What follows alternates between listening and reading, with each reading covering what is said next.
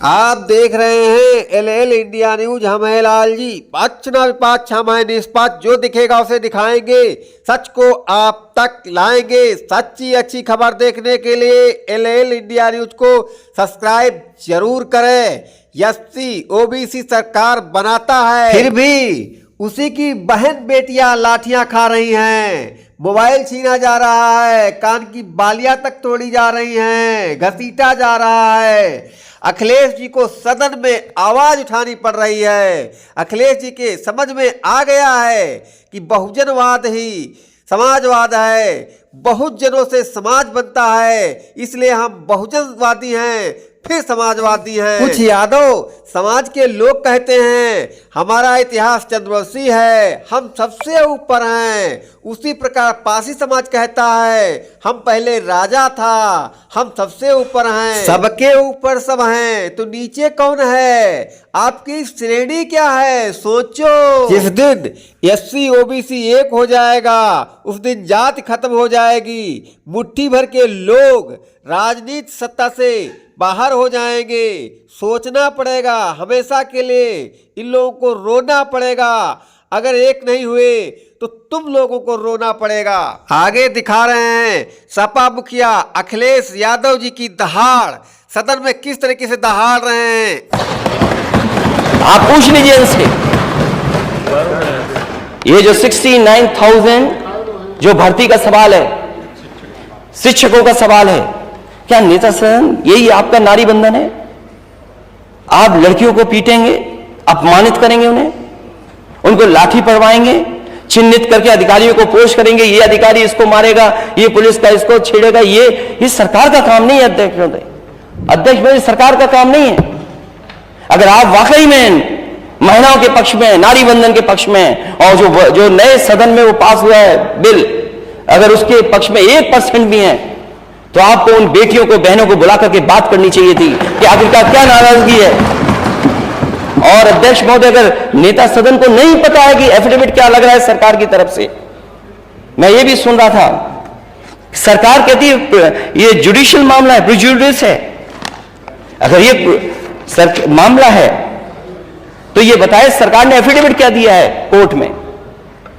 क्या एफिडेविट दिया सरकार ने कोर्ट में? इसमें 3 इश्यू चल रहे हैं।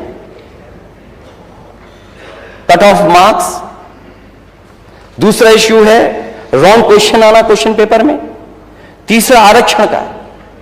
बताओ, हमारे नेता यहां इधर बैठे हैं जो आपको सहयोग कर रहे हैं, क्या ये 69,000 भर्ती वाले बच्चे आपसे मिले कि नहीं मिले? बताओ, क्या जवाब है आपके पास उनके लिए? केवल मंत्री बने रहोगे आप?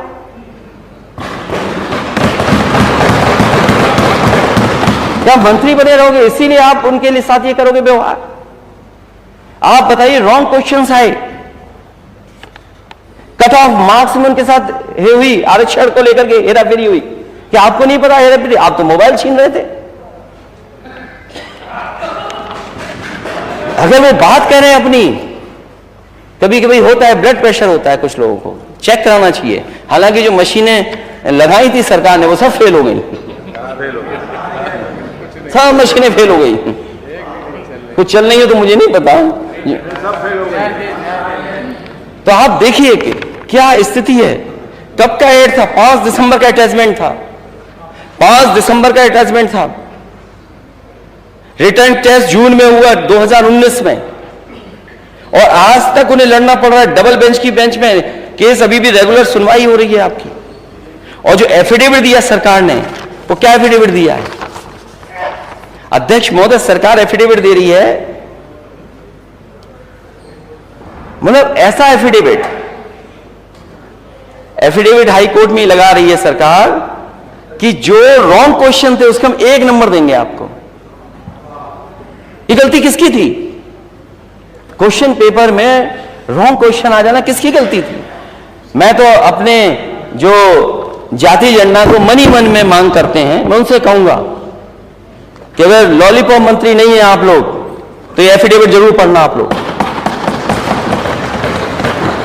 ये एफिडेविट पढ़िए कि सरकार ने एफिडेविट क्या दिया है, और उनकी मदद होनी चाहिए। उनके आरक्षण के साथ खिलवाड़ हो रही है, और एक बार लाठी नहीं खाए, एक बार अपमानित नहीं हुए लखनऊ में आकर के।